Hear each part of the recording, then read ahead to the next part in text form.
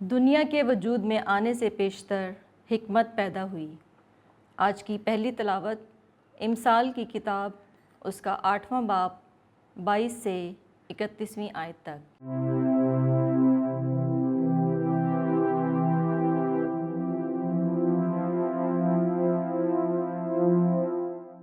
خدا کی حکمت بلند آواز سے پکارتی ہے، خداوند اپنی راہ کے شروع میں مجھے رکھتا تھا۔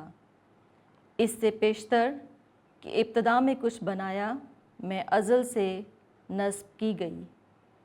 قدیم سے یعنی اس سے پیشتر کہ زمین بنائی گئی، میں اس وقت پیدا ہوئی جس وقت گہراؤ اور پانیوں کے بڑے چشمے نہ تھے۔ اس سے پیشتر کہ پہاڑ قائم کیے گئے، اور میں ٹیلوں سے پیشتر پیدا ہوئی تھی۔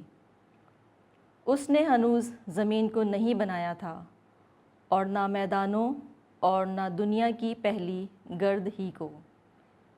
جب اس نے آسمان قائم کیا تو میں وہاں تھی، جب اس نے گہراؤ کے چہرے پر گنبد رکھا، جب اس نے بلندی پر افلاک ٹھہرائے اور گہراؤ کے چشمے مضبوط کیے، جب اس نے سمندر کی حدود باندھیں تاکہ پانی کناروں سے باہر نہ جائے، جب اس نے زمین کی بنیادیں ڈالیں، تب میں اس کے ساتھ ماہر کاریگر کی مانند تھی اور روز بروز خوشی کرتی تھی۔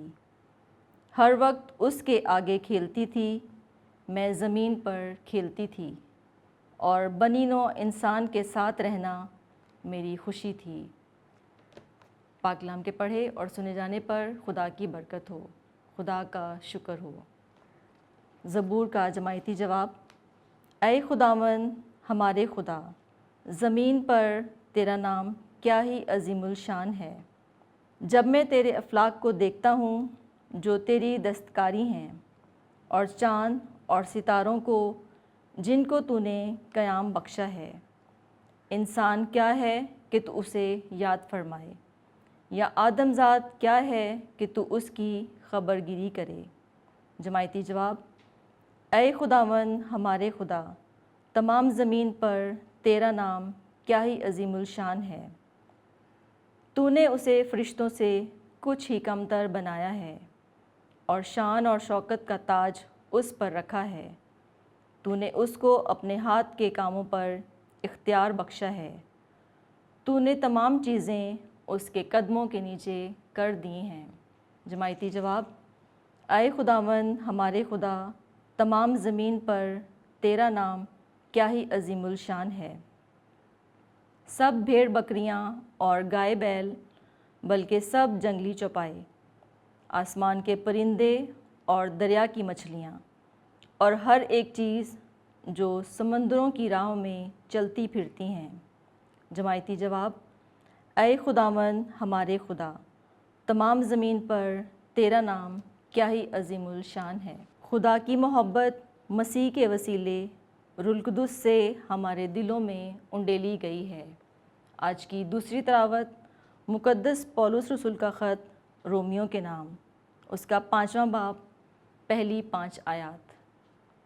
اے بھائیو، جب ہم ایمان سے صادق ٹھہرے تو خدا کے ساتھ اپنے خداوند یسوع مسیح کے وسیلے سے ملاپ رکھتے ہیں، جس کے وسیلے سے ہم ایمان کے باعث اس فضل میں دخل بھی پاتے ہیں جس میں ہم قائم ہیں، اور خدا کے جلال کی امید پر فخر بھی کرتے ہیں، اور صرف یہی نہیں بلکہ مصیبتوں میں بھی فخر کرتے ہیں، یہ جان کر کہ مصیبت سے صبر، اور صبر سے تجربہ، اور تجربے سے امید پیدا ہوتی ہے، اور امید شرمندہ نہیں کرتی، کیونکہ جو روح القدس ہمیں بخشا گیا ہے اسی کے وسیلے سے خدا کی محبت ہمارے دلوں میں انڈیلی گئی ہے۔